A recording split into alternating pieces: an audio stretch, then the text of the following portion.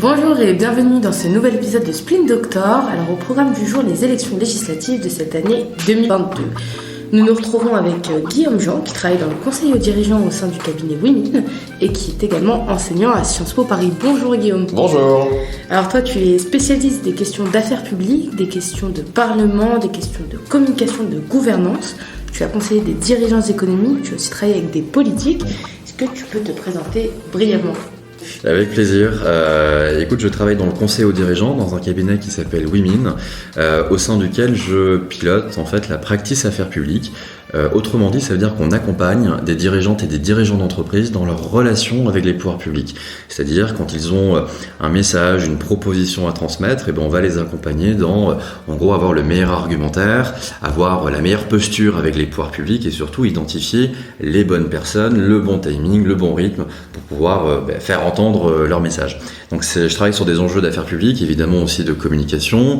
Je travaille aussi avec des dirigeantes et des dirigeants dans leur leadership, dans leur gouvernance, dans leurs enjeux, de réputation, d'action, de leadership. Et c'est un sujet, ce sont des sujets passionnants pour à la fois des dirigeants d'organisations privées, mais aussi d'organisations publiques. Et avant ça, j'ai bossé à la direction des affaires publiques du groupe ADP. J'ai bossé aussi à la fois en collaboration parlementaire, en collaboration municipale et dans d'autres campagnes locales et nationales. Super. Alors aujourd'hui, donc on va parler des élections législatives. Tu as d'ailleurs rédigé un article sur LinkedIn et on vous invite tous à aller sur la page de Guillaume pour le lire. C'est l'instant pub. C'est l'instant pub. Donc on va commencer tout de suite. Pour nos auditeurs qui ne seraient pas forcément spécialistes, est-ce que tu pourrais nous faire un bref rappel du fonctionnement des législatives en fait ? Oui, alors il y a plusieurs manières d'entrer dans ce sujet, mais pour faire simple, au mois de juin, très précisément les 12 et 19 juin prochains, les Français vont élire leurs députés. En France, il y en a 577. Ça correspond en fait à des circonscriptions. Des circonscriptions, c'est des réunions de plusieurs communes, de plusieurs cantons, qui comptent à peu près le même nombre d'habitants. Il y en a en France métropolitaine, il y en a dans les collectivités d'outre-mer et pour les Français de l'étranger aussi. Je vous laisse imaginer la taille de ces circonscriptions parce que ça réunit plusieurs pays. Mais ce qu'il faut savoir, c'est que il y en a 577. On va les élire pour 5 ans. La dernière fois qu'on a fait cet exercice, c'était en 2017. Donc là, logiquement, on le fait en 2022 dans un mode de scrutin qui est un suffrage universel direct et un mode de scrutin qui est majoritaire uninominal à 2 tours. Donc c'est un terme un peu barbare. Et pour concrètement, ce que ça veut dire que le candidat peut être élu soit au premier ou au deuxième tour. S'il est élu au premier tour, ça veut dire que en fait, il a recueilli la majorité des voix, donc en gros 50% des voix, mais à la condition qu'il ait aussi obtenu un suffrage égal à au moins 25% du nombre d'électeurs inscrits. Et dans ce cas-là, il peut être élu dès le premier tour.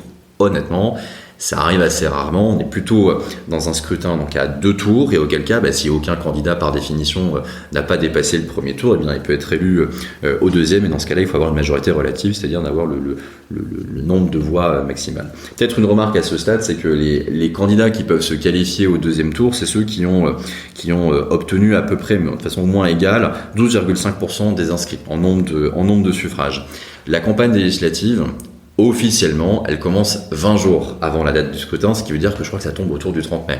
Sauf que aujourd'hui, quand vous vous baladez, vous sortez du métro, vous sortez du bus, vous allez sur un marché, vous allez croiser des candidats, vous allez croiser des équipes de campagne. En fait, les candidats et leurs équipes sont déjà sur le terrain, font déjà campagne. Vous voyez des tracts, des affiches, des kakémonos qui se baladent dans Paris et dans toutes les villes de France. Donc, c'est-à-dire que la campagne a déjà commencé.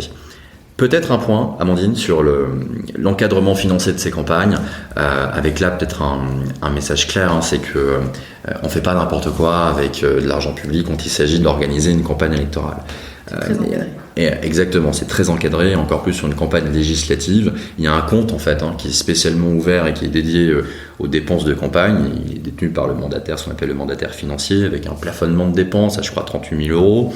À la différence des États-Unis par exemple, je crois qu'une entreprise ne peut pas contribuer à une campagne et les dons des particuliers, donc ces dons-là sont plafonnés. Il y a une logique aussi de remboursement, je ne vais pas rentrer dans le détail, mais il y a une logique de remboursement des dépenses qui est opérée par l'État. Ce remboursement, il est opéré par exemple sur tout ce qu'on appelle la propagande électorale. Les tracts, Les tracts, exactement, les affiches, sur les panneaux électoraux quand on va à la crèche ou à l'école, on voit tous ces panneaux électoraux avec des affiches, et bien ça c'est pris en charge. Aussi les bulletins, et il y a aussi une forme de forfait sur les dépenses effectives, mais bon je vais pas entrer dans le détail. Mais en tout cas, les sujets financiers sont très encadrés et régulés, et on rend compte, surtout auprès de la Commission nationale des comptes de campagne, on rend compte de ce qui a été fait et dépensé pendant une campagne. Alors là, on a bien compris donc, le fonctionnement des législatives, mais concrètement, c'est quoi les missions d'un député ? En fait, il y a 3 grandes missions d'un député. La première, c'est de voter la loi. La deuxième, c'est de contrôler l'action du gouvernement.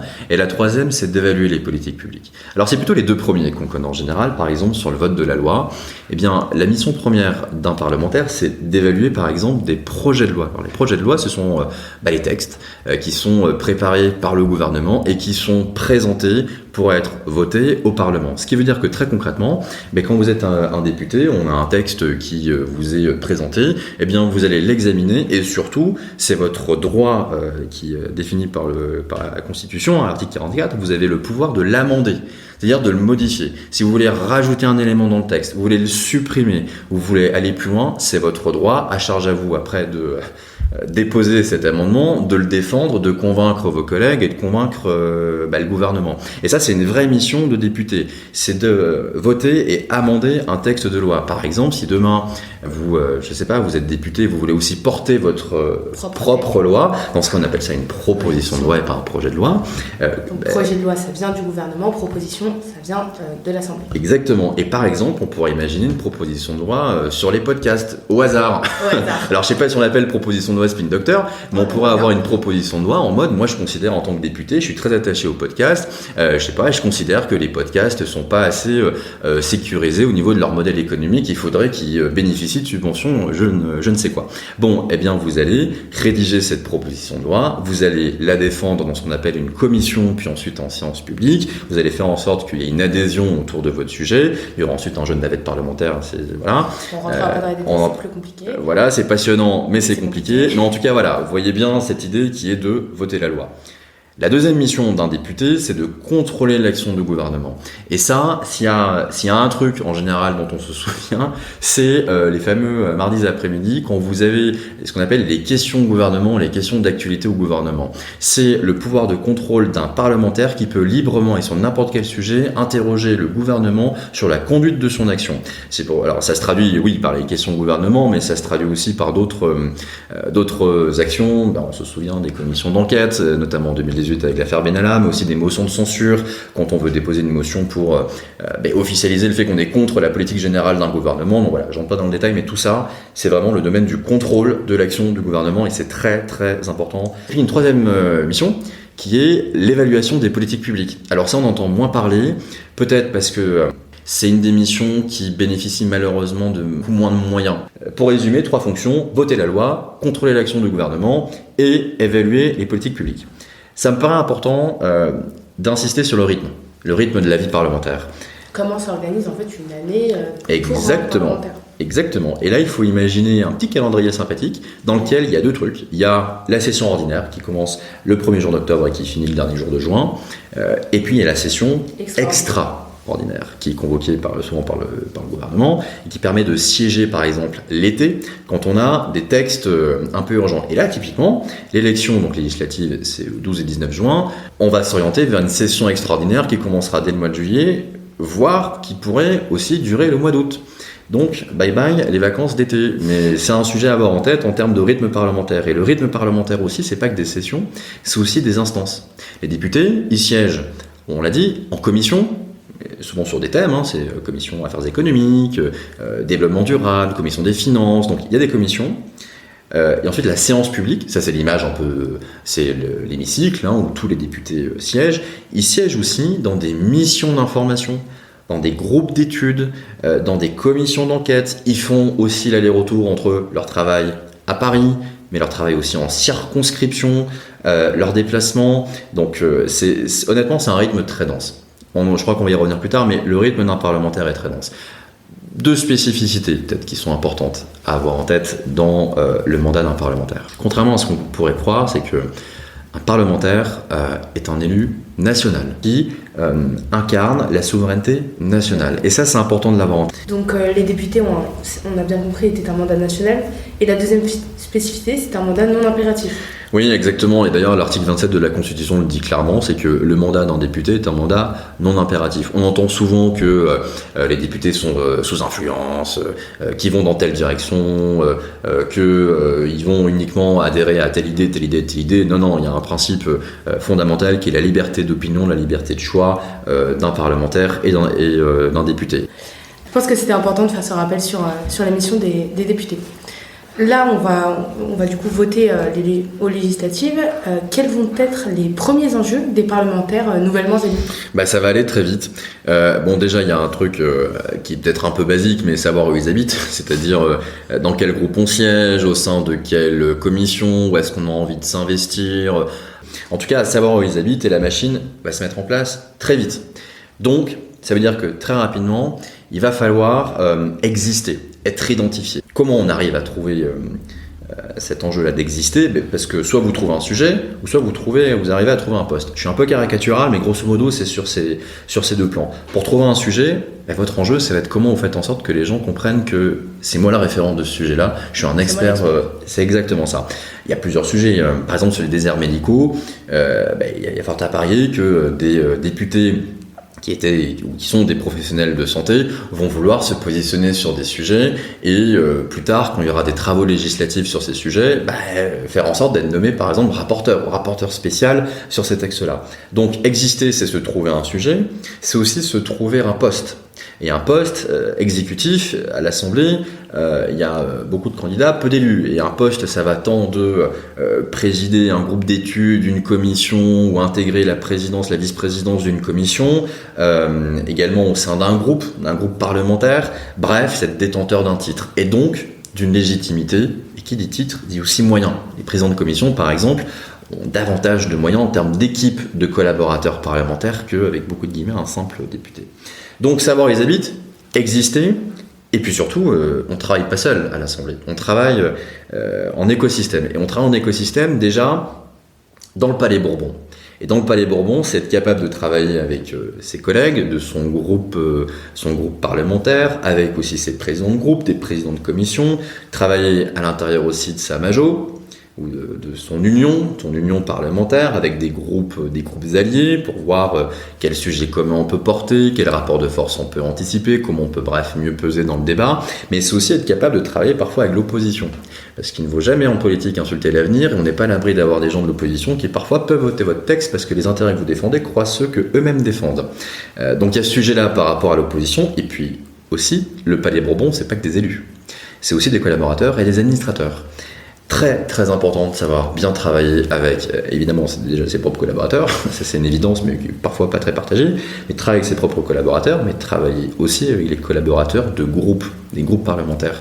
Ce sont des relais puissants d'expertise et d'information, et aussi de travailler avec les administrateurs. On les met souvent un peu de côté, mais ce sont ces travailleurs techniques, mais travailleurs un peu de l'ombre au sein du Palais Bourbon, qui permettent d'accompagner les parlementaires dans leurs travaux, de les soutenir quand il s'agit par exemple de rédiger un rapport ou une expertise, et ce sont des acteurs absolument incontournables au Palais Bourbon dans leur écosystème.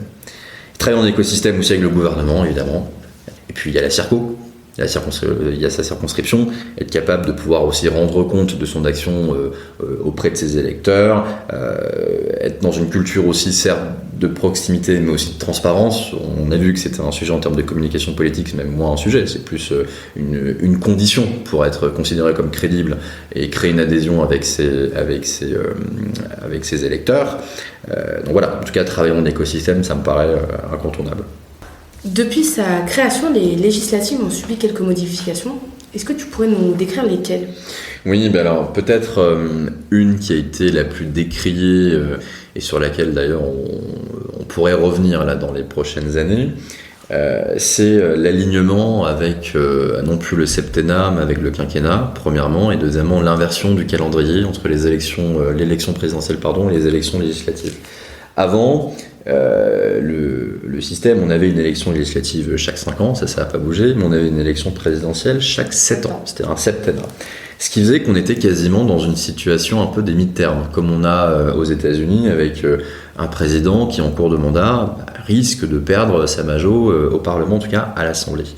C'est exactement ce qui est arrivé au président Mitterrand en 86 ou en 93, et c'est la raison pour laquelle d'ailleurs il a subi une cohabitation, vu que c'était son opposition à l'époque de droite qui avait gagné les élections législatives.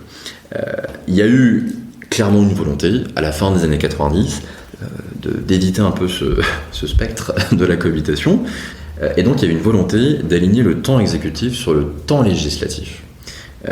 C'est tout l'objet du référendum constitutionnel qu'il y a eu en 2000, avec le passage d'une part du septennat au quinquennat, et le fait qu'on maintienne le mandat parlementaire à une durée de 5 ans, donc il y a un alignement, et surtout on inverse ensuite le calendrier. D'abord on vote à l'élection présidentielle, et ensuite aux élections législatives, ce qui en fait correspond à une volonté de donner davantage de moyens, une capacité d'agir à l'exécutif pour fuir justement le spectre, encore une fois, du blocage et de la cohabitation qu'on avait connu jusqu'à présent. Donc, par définition, et c'est ce qui est le plus contesté aujourd'hui, mais par définition, ça donne donc une prime au fait majoritaire. On critique d'ailleurs que ça rompt l'équilibre qui avait été fait par la Constitution. Oui, en tout cas, ça donne une force de frappe considérable auprès de l'exécutif, qui souvent bénéficie, après l'élection présidentielle, en théorie, c'est l'esprit de la Ve République, d'une majorité confortable pour pouvoir être dans l'action très rapidement et ne pas avoir de situation de blocage. Ce qui explique la majorité à l'époque UMP en 2007, la majorité PS en 2012, et puis la majorité LAREM, forte majorité LAREM en 2017. Effectivement. Donc tu l'as dit, depuis 2002, avec l'instauration du quinquennat, la présidentielle, elle s'aligne avec les législatives, ce qui permet la formation d'une majorité présidentielle, ce qu'on appelle le fait majoritaire. Cette année, est-ce que le fait majoritaire il est remis en question ? Et si oui, pourquoi ? Oui, alors non, le fait majoritaire, en fait, reste le principal objet de communication politique. C'est-à-dire que tous les candidats se disent il faut qu'on ait une majorité pour agir, je vais y revenir. C'est vrai que les données, honnêtement, elles fluctuent. À date où on se parle, il y a des sondages qui donnent une majorité plutôt au président, en tout cas la majorité ensemble. Ensuite, une majorité plutôt alors je sais pas si on est la NUP ou la NUPES, en tout cas au bloc de gauche et d'extrême gauche, on va l'appeler comme ça, donc la NUPES. Dans la réalité, encore une fois, c'est une élection qui est nationale, mais qui dépend de circonstances locales. En gros, là, on est en train de raisonner en termes de bloc à l'échelle nationale, mais sur une certaine circonscription, il y a un attachement de certains électeurs aux députés sortants, un attachement parfois qui est transpartisan. Les choses peuvent quand même fluctuer. En tout cas, le fait majoritaire, c'est vrai que cette année, il est au cœur, on le disait, au cœur des enjeux et d'objets de communication politique. On le voit bien pour justement parler d'ensemble et de /LAREM, BODEM, Horizon, Territoire de Progrès, bref, au sein de cette coalition-là. Vraiment, l'objectif, c'est de conserver un bloc majoritaire et conserver surtout une capacité d'action. Pour la NUP ou la NUPES, l'enjeu, c'est d'obtenir une majorité de bloc de gauche ou d'extrême gauche. C'est ça l'enjeu, c'est de pouvoir faire justement le levier. Les deux, en fait, on le voit bien, dans leur communication politique, ils sont dans un objectif de nationaliser en fait le scrutin. C'est nationaliser le scrutin parce qu'il s'agit en fait de donner une voix soit au président pour agir, et c'est tous les éléments de langage de la majorité présidentielle aujourd'hui, c'est une majorité pour agir, de passer d'un vote d'adhésion pendant la présidentielle à un vote d'action post-législative, donc donner une voix au président, ou quand il s'agit plutôt de la communication politique de la NUPES, ces éléments de langage, c'est de donner une voix, non pas pour le président, mais contre le président. Et donc, par définition, pour Jean-Luc Mélenchon, qui se pose, on le voit bien dans ses affiches, comme Premier ministre, autrement dit comme premier opposant. Et c'est en ça qu'il joue le temps de la communication politique des premiers mois du prochain quinquennat, voire plus largement du prochain quinquennat. Donc tout l'enjeu, en fait, on le voit bien de cette communication politique-là, c'est de nationaliser ces élections, et pour ça, le fait majoritaire, alors il n'est pas dit comme ça, il n'est pas présenté comme ça, mais le fait majoritaire, c'est the key of success, quoi. C'est le truc que tout le monde va vouloir obtenir. Attends. Jean-Luc Mélenchon, il a lancé un réel mouvement concernant les législatives. Dès l'entre-deux tours, il a fait savoir qu'il voulait se faire élire Premier ministre et imposer une cohabitation à Emmanuel Macron. Alors, est-ce que c'est faisable et à quelles conditions ? Ouais, alors je vais faire un peu une réponse de Normand, quoi. C'est-à-dire que oui et non. Alors en fait, d'abord, honnêtement, c'est un très bon coup de communication politique, car à la fois sur le signifiant et sur le signifié. Ce coup politique, il est très signifiant, c'est-à-dire qu'on comprend l'objectif. Quand même, on ne sait pas exactement ce qu'est la Constitution, on ne sait pas exactement comment fonctionne la navette parlementaire, le rôle du parlementaire, blablabla. Honnêtement, on comprend l'objectif. C'est Jean-Luc Mélenchon, opposant à Emmanuel Macron, comment faire en sorte qu'il puisse être Premier ministre. Ok, donc cet objet de communication politique, il est signifiant, et puis surtout, il valorise le signifié. C'est-à-dire que Jean-Luc Mélenchon, on comprend ce qu'il veut dire, et surtout, il émerge comme l'opposant numéro 1 du débat politique, et de fait, il écarte Marine Le Pen, qui quand même était au deuxième tour, et Jean-Luc Mélenchon, pas du tout. Donc c'est un bon coup de communication politique, il installe un match, il installe un duel, ce qui lui permet aussi, on va en parler, mais de mobiliser ses électeurs socles, c'est-à-dire ceux qui ont voté pour lui dès le premier tour dans un vote de conviction, et puis ça lui permet aussi de séduire d'éventuels abstentionnistes qui, on le sait, sont souvent découragés parce que justement il y a cette prime au fait majoritaire post-élection présidentielle. Alors oui, c'est un bon coup de communication politique, il n'y a pas de sujet, mais dans les faits, si on est un peu rigoureux, en vrai, c'est une faute constitutionnelle. Parce que, en fait, le Premier ministre, déjà, n'est pas élu, il est nommé, et il est nommé par qui ? Il est nommé par le Président de la République. Et c'est pour être tout à fait précis, c'est l'article 8 de la Constitution, mais enfin, dans cet écrit, c'est comme ça. Après, c'est vrai qu'il y a ce risque de cohabitation, parce que, en gros, le Premier ministre, il est nommé par le Président de la République, et le Premier ministre est le chef de la majorité parlementaire, c'est-à-dire la majorité qui siège et qui est élu à l'Assemblée nationale. Quand le président de la République gagne, je vais parler un peu caricatural, mais s'il gagne les élections législatives, eh bien il va choisir son Premier ministre dans cette majorité-là, donc c'est un Premier ministre qui vient de son camp. Si par contre, c'est l'opposition, donc là on voit bien que la première force d'opposition c'est la NUP ou la NUPES, si c'est cette opposition qui gagne les élections législatives, ça veut dire que c'est elle qui a la majorité parlementaire. Donc, constitutionnellement parlant, le président de la République doit nommer un Premier ministre qui provient de cette majorité parlementaire, donc de l'opposition. Il n'a aucune obligation de nommer Jean-Luc Mélenchon.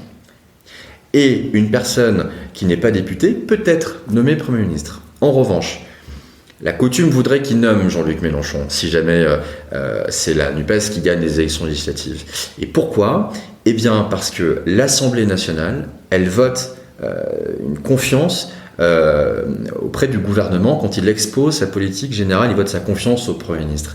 Vous imaginez bien que si Macron dit non, mais moi j'ai pas envie de nommer Jean-Luc Mélenchon Premier ministre, je pense pas que les députés de la NUP ou de la NUPES diront d'accord, on va proposer une autre personne. Non, il y aura un blocage, personne honnêtement n'y a intérêt.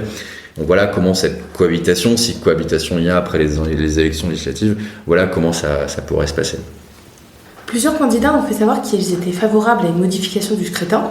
Ils considèrent que celui qui est en place biaiserait la représentativité. Est-ce que tu considères que c'est le cas ? Et le mode de scrutin actuel, est-ce qu'il est en faveur d'une majorité présidentielle ? En tout cas, ce qui est sûr, c'est qu'il y a un débat. Il y a un débat aujourd'hui qui était posé déjà pendant la précédente législature, qui était reposé pendant l'élection présidentielle, et vraisemblablement, le prochain quinquennat pourrait trancher, en tout cas faire évoluer le débat. Il y a un débat sur la modification du scrutin au profit d'un scrutin désormais proportionnel. Donc ce serait la fin du phénomène majoritaire. Peut-être revenir sur le phénomène majoritaire qu'on critique beaucoup, qui a quand même certains mérites. Déjà, il est inhérent à la Ve République et c'était vraiment un souhait de Charles de Gaulle d'aller dans un parlementarisme rationalisé, c'est-à-dire de ne pas être dans la situation de la IVe République où on avait des coalitions parlementaires en permanent qui parfois changeaient en l'espace de 24-48 heures et donc, t'imagines bien que c'était un fruit d'instabilité politique terrible. Et d'ailleurs, bon nombre et de politistes et de constitutionnalistes considéraient que la proportionnelle était en fait l'ennemi du peuple. Parce que la démocratie, c'est quand même le gouvernement par le peuple pour le peuple. Si vous faites des espèces de coalitions avec une instabilisation politique permanente, déjà votre capacité d'action elle est très réduite. Pas sûr que du coup ça bénéficie aux électeurs et au peuple. Et puis deuxièmement, quand vous faites une proportionnelle, en tout cas c'était le cas en termes de coalition politique, une proportionnelle ça veut dire qu'à la fin, au lendemain de l'élection législative, vous allez faire des accords de parti. Sauf que les accords de parti sont faits après l'élection, pas avant l'élection. Donc c'est un accord qui est fait, je dirais pas dans le dos des électeurs, mais qui est fait sans consultation et donc sans que les électeurs donnent leur blanc-seing. Ça questionne la notion de démocratie sur ce sujet-là. En tout cas, c'est vrai que le fait majoritaire, il est aujourd'hui critiqué parce que il écrase en fait certains partis de gouvernement et du coup, il y a un défaut de représentativité. C'est vrai que moi, il y a un chiffre qui m'a quand même marqué sur ça. Honnêtement, c'est en 2017, le FN ou le RN, je ne sais plus, ils ont réuni aux élections législatives de 2017, ils ont réuni 13,2% des suffrages et ils ont obtenu 8 sièges. 8 sièges à l'Assemblée, soit 1,3%. Donc 10 fois moins de députés par rapport à leur score de 13,2%. Ça interroge, honnêtement, on en pense ce qu'on veut sur le fond, c'est pas le sujet. Mais là, sur la représentativité, c'est vrai que ça interroge. On peut le lier au sujet d'abstention, au sujet de représentativité du politique par rapport à la souveraineté de la nation, mais bon, il y a quand même un sujet. Donc du coup, c'est vrai qu'est posé dans le débat de manière de plus en plus régulière et récurrente les opportunités de la proportionnelle. En gros, c'est l'idée que les sièges soient répartis non plus seulement pour ceux qui ont gagné l'élection, mais aussi pour ceux qui sont arrivés deuxième ou troisième. Et c'est vrai que c'est une opportunité pour déjà l'opposition, pour mieux se faire entendre. C'est une opportunité aussi pour des petits partis qui jusqu'à présent, soit en duel ou en triangulaire, n'arrivent pas à gagner une élection, donc ne sont pas représentés à l'Assemblée nationale. Par exemple, il y a certains auteurs ou promoteurs de la proportionnelle prennent l'exemple des élections municipales. En fait, aux élections municipales, on vote pour une liste. On vote pas pour un candidat, parce que le candidat il est élu pendant le premier conseil municipal, bien qu'on voit sa tronche sur l'affiche et le tract. En fait, on vote pour une liste. Et ce qui se passe, c'est que le vainqueur de l'élection, il rafle la moitié des sièges du conseil municipal, donc il a une majo. Et en fait, la seconde moitié des sièges du conseil municipal, en fait, elle est partagée en fonction des ordres d'arrivée du deuxième, troisième, etc. Et c'est cette idée de proportionnel qui pourrait, que certains en tout cas, voudraient mettre en place. Après, honnêtement, là, on se parle franchement, c'est des sujets un peu de politique, un peu de poloche. La majorité, en général, n'a pas vraiment intérêt à mettre en place une proportionnelle, parce que du coup, ça donne beaucoup plus de voix et donc plus de force de nuisance et d'impact à son opposition. Donc c'est vrai que lorsqu'on accède au pouvoir, on oublie parfois un peu cette réforme, et c'est souvent vos oppositions qui viennent vous dire coucou, on aimerait bien quand même exister. Et c'est vrai que quand on regarde 2017, je me suis penché sur les chiffres, l'AREM à l'époque, l'AREM Modem c'est 350 députés, LFI, PCF c'est 27. Bon, si on faisait une proportionnelle intégrale, on aurait pu arriver à non pas 350 députés de la Majo, mais 249. Donc, bim, 100 gugus en moins. Et LFI, PCF, c'est pas 27, c'est 66. Et le RN, 81. Bon, les chiffres, ils sont éloquents, et c'est vrai que ça peut décourager certains d'aller au fond de cette réforme, ou au contraire motiver les oppositions de la mettre en place. Alors, on voit aujourd'hui, dans ces élections législatives, une tripartisation du jeu politique, avec l'extrême droite, l'extrême gauche et l'extrême centre, selon les mots du président Macron. Et ils admettent tous des enjeux particuliers quant à la formation d'alliances. Est-ce que tu peux faire un tour d'horizon de ces enjeux pour chaque bloc ? Ouais, en tout cas, ce qui est sûr, c'est que la question des alliances, elle redevient centrale aujourd'hui. Autant on a un éclatement de l'offre politique en France avec des partis, des mouvements, des chapelles, etc. Mais là, on est plutôt en train de raisonner en termes de blocs. Il y a le bloc du centre avec ce que l'on sait du mouvement Ensemble avec Renaissance, le Modem, Horizon, Territoire de Progrès, Agir, etc. Il y a la NUPES avec les partis qu'on a déjà cités. Et puis, je mets de côté peut-être le Front National et le Rassemblement, le Debout la France et Reconquête, qui n'arrivent pas à se mettre d'accord, mais en tout cas, on est plutôt sur une logique de bloc.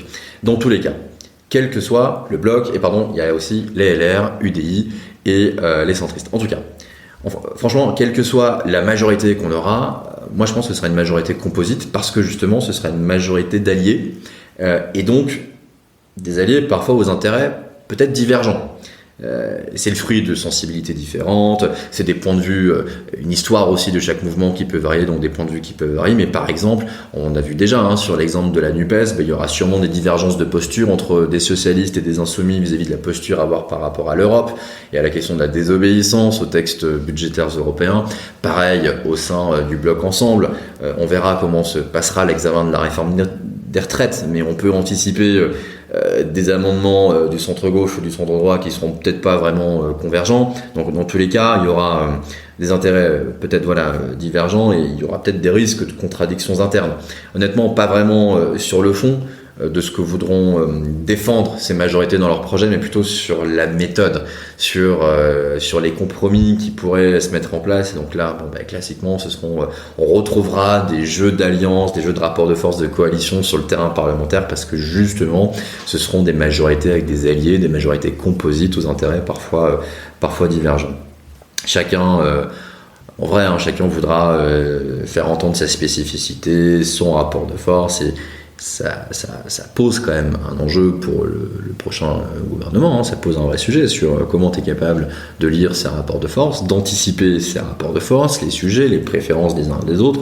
Ça voudra dire qu'il faudra, encore plus qu'avant, interagir avec le Parlement et interagir intelligemment, c'est-à-dire s'adapter en continu, en ayant les bons relais, en regardant qui veut se positionner sur tel sujet, anticiper les points de crispation. Un gros travail sur comprendre les enjeux de cette Assemblée. Exactement, et puis la composition de chaque majorité, les lignes de fracture, les lignes rouges, les compromis qu'on peut laisser ou pas d'ailleurs à tel allié en fonction de tel texte, etc. Donc franchement, ça va devenir fascinant ce truc. Un vrai jeu de force. En dehors de cet enjeu politique, c'est législatif, c'est aussi un enjeu financier pour les partis. Alors pourquoi ça ? Oui, c'est le moment où on parle de la thune, effectivement. C'est le nerf de la guerre, encore plus en politique. Mais en vrai, ce qu'on ne sait pas forcément, c'est que les législatives, en fait, c'est la principale source de financement des partis politiques. De financement public, j'entends d'aide publique accordée par l'État. Et en fait, sans entrer dans le détail, en fait, tu as deux leviers de financement. Soit tu es financé par le nombre de bulletins que tu as obtenus, soit tu es aussi financé par le nombre de députés que tu as réussi à faire élire. D'abord, sur le nombre de bulletins obtenus, en fait, chaque bulletin qui est validé par un candidat, il va rapporter au parti 1,53 €. En gros, tu as 1,50 € qui tombe dans les caisses du parti par bulletin obtenu, à la condition qu'il ait pu avoir au moins 1% des suffrages dans un minimum de 50 circonscriptions. Autrement dit, si tu as un parti que tu as investi 50 candidats, donc dans 50 circonscriptions en France, et que chacun en fait au minimum 1% des suffrages, eh bien ils vont te rapporter chaque année, pendant toute la durée de la législature, c'est-à-dire pendant 5 ans, ils vont rapporter au parti 1,50 €. Et c'est vrai que c'est un sujet honnêtement très important pour des partis qui n'arrivent pas à se faire élire pour les raisons qu'on a déjà vues, soit en duel ou en triangulaire. Par exemple, je me suis renseigné, en 2017, tu as 16 partis qui étaient dans ce cas de figure. Souvent, on imagine que les partis, c'est ceux qui sont à l'Assemblée. Non, il y en a d'autres. Je n'ai pas de parti en tête. Par exemple, le parti animaliste, c'est un sujet aussi pour eux, pour pouvoir avoir une manne financière pour faire campagne, défendre leurs idées, etc. Donc, il y a un levier de financement sur le nombre de bulletins obtenus, mais aussi sur le nombre de députés obtenus. Et là, il y a un montant qui fait que chaque année, chaque parlementaire, il rapporte un peu plus de 37 000 € par an à son camp politique. Et c'est pour ça d'ailleurs que chaque année, les parlementaires font une déclaration de rattachement, c'est-à-dire à quel parti ils se rattachent. Je crois que c'est au mois de décembre, mais ils signent ce fameux papier, un sympathique papier qui vaut quand même 37 000 balles. Donc c'est un truc, c'est peut-être la signature, une des signatures les plus importantes, mais c'est hyper important. Et en fait, au-delà d'être des leviers d'existence, c'est des leviers de puissance, ces leviers de financement. C'est des leviers de puissance parce que, par exemple, l'AREM, en 2017, je crois qu'ils ont touché près de 21 millions d'euros en 2022, ce qui est énorme pour un parti naissant. Et mécaniquement, c'est une perte de revenus. Alors, on se souvient du score des Républicains et mécaniquement du nombre de parlementaires en moins, mais ça a été aussi terrible pour le Parti Socialiste.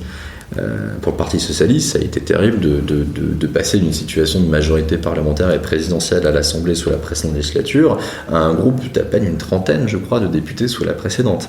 D'où des choix aussi de stratégie politique pour certains partis quand ils se présentent aux élections législatives. Par définition, vous avez plutôt intérêt à présenter le maximum de candidats et de ne pas faire alliance tout de suite, de manière à pouvoir exister, avoir des revenus et continuer à faire campagne. Donc c'est un vrai levier à la fois d'existence et puis de négociation. Donc en 2017, 57,36% des électeurs inscrits ne sont pas allés voter. C'est un record depuis 1958. Comment on peut expliquer ce taux d'abstention ? Je pense qu'il y a plusieurs manières de l'expliquer. J'ai pas la science infuse, mais je pense qu'il y a d'abord un sentiment de non-représentativité. C'est-à-dire que sur le fond, certaines certaines et certains électeurs doivent se dire que leurs idées, ils trouvent pas vraiment d'écho dans le débat politique, ils trouvent pas qu'il y en a qui les défendent vraiment pour les convictions qu'ils partagent, etc. Donc je pense qu'il y a sur le fond, je pense qu'il y a un sujet d'empathie aussi, c'est-à-dire que j'entends beaucoup autour de moi de gens qui disent non mais moi je vais pas voter, de toute façon c'est des gens qui me ressemblent pas, ils me parlent pas, leur manière d'agir et tout, on n'est pas dans le même monde, donc je ne vois pas pourquoi ces gens qui sont si différents de moi, comment ils pourraient représenter ma voix, mes idées, mes convictions, donc ils se sentent pas vraiment représentés, et c'est là que l'empathie elle joue vraiment un jeu. Tu vois, on parle de communication verbale, on oublie souvent la communication non verbale, c'est hyper important de savoir aussi jouer sur ce ressort là. Je pense qu'il y a un sujet de génération aussi sur la non-représentativité, c'est-à-dire que je suis persuadé qu'il y a des jeunes qui doivent très légitimement d'ailleurs se dire attendez, on forme X% de catégories d'âge en France et pourtant on est sous-représenté à l'Assemblée, et comment on pourrait imaginer que des gens qui ont 3 fois notre âge pourraient non seulement comprendre nos aspirations et surtout anticiper les évolutions de la société dont nous-mêmes nous voulons être les promoteurs. Donc j'imagine très facilement des jeunes avoir ce discours-là et du coup ce qui pourrait nourrir leur abstention au scrutin. Donc pour moi il y a la non-représentativité. Je pense que pour être aussi tout à fait factuel, il y a une désillusion vers le politique dans sa capacité à changer, ou pas d'ailleurs, parce que c'est ce qu'on attend d'un homme politique, c'est d'avoir un impact, de porter des solutions, pas de poser des problèmes, c'est de porter une solution. Or, puisque là on parle des élections législatives, le Parlement, certes il y a des procédures accélérées, on essaie de raccourcir la navette parlementaire, mais on est quand même dans un temps de moyen terme.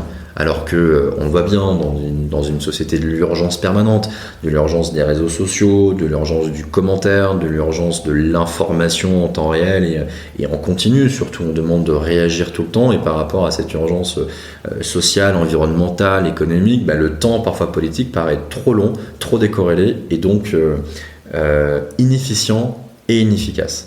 Ce qui peut du coup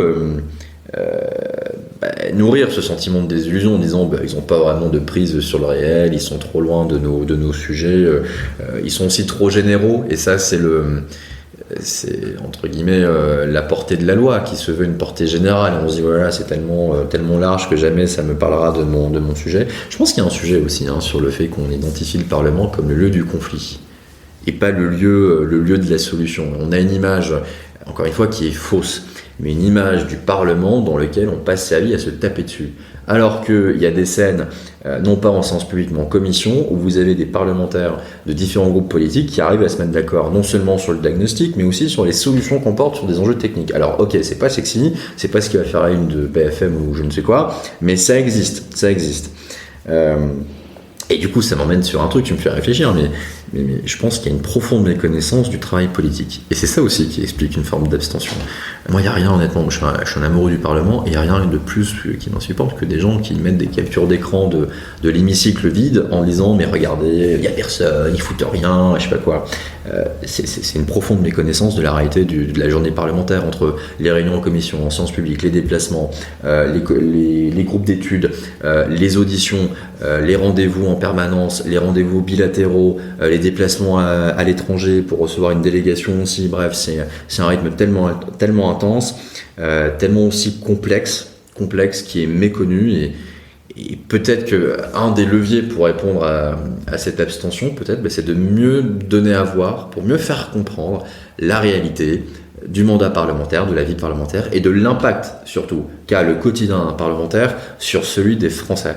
En gros, c'est comment réconcilier le politique avec l'impact dans le débat public. Et peut-être qu'il y a des cours d'éducation civique. Moi, je me souviens, quand j'étais gamin, j'avais ça, mais on rattrapait plutôt le programme d'histoire ou de géographie, mais c'est un truc clairement qu'il faudrait systématiser et vraiment remettre en place. Le cours d'éducation civique, j'en ai eu aussi. C'est vrai qu'on parle du travail parlementaire, mais c'est très théorique, et je pense que ça paraît très loin de, comme tu dis, les préoccupations que peuvent avoir les citoyens. Mais oui, puis il faut le concrétiser surtout, il faut donner à voir, il faut faire comprendre. Je fais un petit clin d'œil à l'association Cité des Chances qui justement fait un gros travail sur la pratique et qui met en scène en fait des commissions parlementaires, qui fait jouer aux élèves des commissions parlementaires et qui montre ce que peut être le travail d'un parlementaire concrètement, et qui fait participer les jeunes à ça, et qui fait un gros travail, donner l'envie d'être citoyen et de comprendre comment ça marche. En fait. Bien sûr. Les électeurs, ils ont en grande partie été déçus de la campagne présidentielle, Est-ce qu'ils peuvent espérer plus de débats durant ces législatives? Parce que je pense que c'est ça qui a aussi manqué à notre campagne, c'est du débat. Ouais, en tout cas, ce qui est certain d'abord, c'est que la catharsis politique n'a pas été purgée. C'est-à-dire que une campagne, et encore plus une campagne présidentielle, c'est fait pour poser des sujets et déjà trancher. Et savoir dans quelle direction on part et surtout faire en sorte que chacun puisse s'exprimer, se faire entendre et que tous les sujets, y compris les plus chrysogènes, puissent être posés. C'est aussi ce qu'on fait en communication de crise, c'est de nommer un sujet et ensuite de le résoudre. Là, c'est vrai, on a une campagne, on va dire, différente des autres campagnes, parce qu'il y a une crise sanitaire, on a un peu oublié le Covid, mais le truc existe quand même un peu toujours. Donc il y a une crise sanitaire, il y a une crise géopolitique, et donc une crise économique derrière, coucou le prix des céréales. Donc honnêtement, c'est vrai, les débats n'ont pas été aussi prégnants que ce que l'on aurait pu avoir. Le risque que ça pose, en fait, c'est que les lignes de fracture, l'expression aussi du ressenti des uns des autres pendant cette campagne, il n'a pas eu lieu autant qu'il aurait pu, ce qui veut dire que soit ce moment de débat, il a lieu pendant les élections législatives, soit il a lieu en dehors des élections, et dans ce cas-là, ça peut être très compliqué, parce que ça peut se transformer en débordement. Or, la politique, elle se fait dans les instances de la République et pas dans la rue. En tout cas, c'est ma conviction personnelle. Donc, il y a une vraie opportunité à faire de ces élections effectivement législatives un temps de débat. Les élections législatives, c'est vrai, on l'a déjà dit, sont des élections nationales. Donc, ce serait naturel que ce soit dans ce momentum-là que ça se passe. Or, la réalité veut que ce sont souvent des sujets locaux qui sont portés par les électeurs auprès de leurs candidats et de leurs futurs députés. Souvent on les interpelle pas vraiment sur la politique de la France en matière de lutte pour un maillage sanitaire formidable, mais plutôt, nous on a un sujet de désert médical sur notre circonscription, il faudrait peut-être veiller à ne pas supprimer cette maison médicale, cette clinique ou quoi que je sais. Voilà.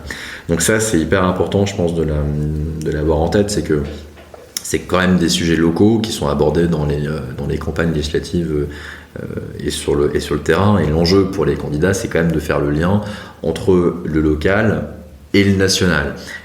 C'est pour ça d'ailleurs parfois ils se positionnent comme c'est un peu brutal ce que je vais dire et c'est juste unpopular opinion, mais comme les premiers lobbyistes de leur circo et de leur territoire, parce qu'ils vont faire en fait entendre les sujets de leur circo et les intérêts de leurs électeurs auprès des instances nationales. Alors, toute proportion gardée, moi il y a un truc qui m'avait marqué quand je travaillais chez ADP à la direction des affaires publiques. Il y avait une députée dont la circonscription était littéralement en bout de piste de Roissy, à l'aéroport Charles de Gaulle. Et quand elle a été élue députée en 2017, elle s'est positionnée tout de suite pour prendre la présidence d'un groupe d'études qui portait sur les politiques aéroportuaires. Donc on voit bien le lien entre les sujets locaux et les sujets nationaux. Toi qui conseilles les patrons, qui eut conseillé les dirigeants politiques, quel regard tu portes sur les enjeux des entourages à l'Assemblée? Déjà, c'est que le contexte a complètement changé. C'est-à-dire que la conviction que je porte, c'est que il va y avoir un retour en force du Parlement. On l'a déjà dit, mais les majorités parlementaires, honnêtement, quelles qu'elles soient, ce seront des majorités d'alliés, donc des majorités plutôt composites. On va retrouver des jeux d'alliance, de posture, de rapports de force. Des oppositions qui vont vouloir se faire entendre.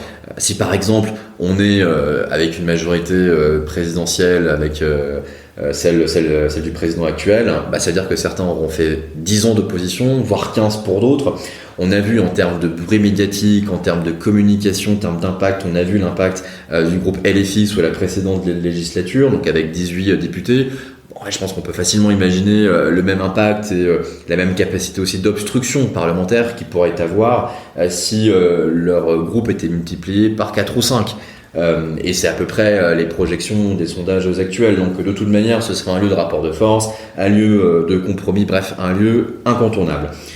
Et ce sera un lieu d'ailleurs sur lequel les parlementaires voudront être de plus en plus, exister de plus en plus. Pourquoi ? Parce que, je l'explique, on parle de plus en plus de nouvelle gouvernance, de retour des corps intermédiaires, et en vrai, je crois que les parlementaires voient ça un peu d'un mauvais œil dans un certain sens, parce que c'est tout le combat entre démocratie représentative qu'ils incarnent par leur mandat et la démocratie participative.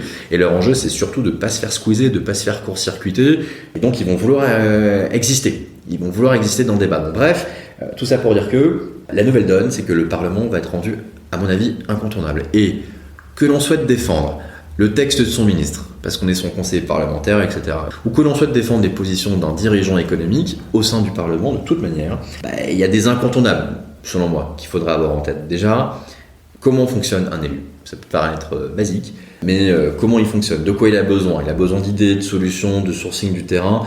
Au-delà de comment il a besoin, c'est comment je me comporte avec un élu. Comment on arrive à se familiariser avec tout ça. Par exemple, vous avez, dans le prochain gouvernement, il y aura sans doute des ministres qui ont un passé politique. Peut-être que certains n'en auront pas et viendront de la société civile, donc ils vont devoir se familiariser aussi avec ça. Mais c'est tout aussi vrai pour des dirigeants économiques qui sont pas familiers de l'univers parlementaire, parce que c'est comme ça. Et typiquement, chez Women, on a créé un programme non pas de media training, mais de political training, dans le but justement de les familiariser avec la vie parlementaire. C'est quoi un élu, de quoi il a besoin, comment il travaille, et de pouvoir du coup d'autant mieux faire entendre leur message. Donc la première chose, c'est de comprendre comment fonctionne un élu. C'est quoi la deuxième action ? La deuxième action, c'est identifier ensuite les écosystèmes. En fait, c'est tes rapports de force. Qu'est-ce que tu en comprends ? C'est quoi tes rapports de force ? Et pour ça, tu as plusieurs forces. Tu as les forces sectorielles, c'est-à-dire ceux qui se revendiquent comme des experts de leur sujet, soit parce que c'est des sujets qu'ils ont déjà traités dans leur vie professionnelle avant, par exemple les professionnels de santé qui vont se positionner sur des sujets par définition de santé, de soins, etc. C'est les orateurs de groupe, bref, les forces sectorielles. Ensuite, tu as les forces politiques.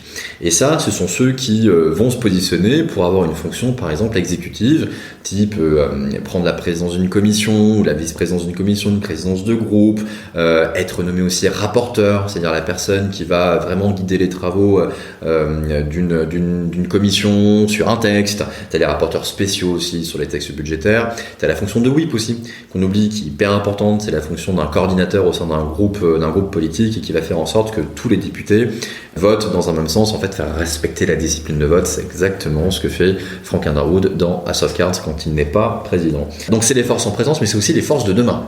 Ça, c'est hyper important de savoir identifier ces forces-là, à la fois ceux qui font aujourd'hui entendre de leur voix, ceux qui veulent faire entendre leur voix demain, et encore plus quand on est dans une législature pendant un quinquennat dont le président ne pourra pas se représenter, parce que là, le jeu, ça va être qui va pouvoir être en position d'être présidentiable en 2027. Et donc, logiquement, le Parlement va être un peu la caisse de résonance pour que les uns et les autres fassent avancer leurs pions, leurs dauphins, etc. Donc, identifier les écosystèmes majoritaires, ok, mais surtout, anticiper. Et ça, c'est un maître mot. Anticiper les prochains rapports de force. Qui va réussir à donner de la voix ? Qui va réussir à remporter la voix des autres et l'adhésion des autres ? C'est un peu le rapport dominant-dominé. Et c'est pas parce que on parle fort qu'on a entendu. Donc attention, il y a des vigilances à avoir en tête aussi sur cette capacité un peu de sourcing sur le terrain parlementaire. Mais hyper important, voilà, savoir anticiper les prochains rapports de force. Et puis enfin, le Parlement, certes, il y a un règlement, mais les règles sont faites pour être contournées. Donc il y a de la coutume, il y a la ligne, et il y a ce qui est entre les lignes. Savoir conjuguer le temps court, le temps long, savoir bien comprendre les enjeux de cette coutume. En fait, il va falloir composer avec ces nouvelles majorités, avec la manière dont ils travaillent, identifier, traiter ses alliés aussi, ça va être hyper important. On en parlait sur la coutume, mais il y a ce livre qui est dans un livre et plus une bible, qui est le manuel de survie à l'Assemblée nationale, qui est, et leurs auteurs, à la fois Magali Alexandre et Jean-Jacques Roy, ils sont absolument brillants dans leur capacité à thématiser quasiment cette coutume parlementaire qu'il y a trait dans les chambres parlementaires, de savoir que il y a ce qui est écrit et puis il y a ce qui se fait. Et ça, c'est très très important quand on travaille, on interagit avec le Parlement, d'être capable de dire ok, il y a des don'ts, il y a des must-do, il y a des choses qui relèvent encore une fois de l'empathie, d'une communication verbale et non verbale, de manière d'obtenir l'adhésion de certains parlementaires, des votes, etc. Il y a le coup du rideau qui a plusieurs fois été utilisé sous la précédente législature et sous cette législature-là. Donc bref, identifier les rapports de force, anticiper surtout ceux qui feront entendre leur voix demain, et puis savoir naviguer entre les arcanes parlementaires, entre la règle et la coutume, le temps court, le temps long, etc. Il faut vraiment faire ça de manière assez fine, et surtout pendant tout le temps de cette nouvelle législature. Sinon, peut-être un dernier mot pour conclure ce magnifique podcast. Oui, tout est politique, donc tout est Parlement, je sais pas, mais dans tous les cas, non, moi je pense que le Parlement, et fort heureusement, va revenir au centre du game politique, et ça montre bien que les enjeux de communication, c'est-à-dire d'interaction avec les parlementaires, tant de communication politique, de communication non verbale, de communication verbale, bref, de gouvernance et de savoir lire entre les lignes, anticiper les rapports de force, ça va devenir central pour quiconque essaie de faire entendre sa voix au Parlement. Quelle belle conclusion. Écoute, merci à toi Guillaume d'être venu, c'était vraiment passionnant. Merci à toi. Au revoir et merci d'avoir suivi ce podcast de Splint Doctor et à bientôt pour un nouvel épisode.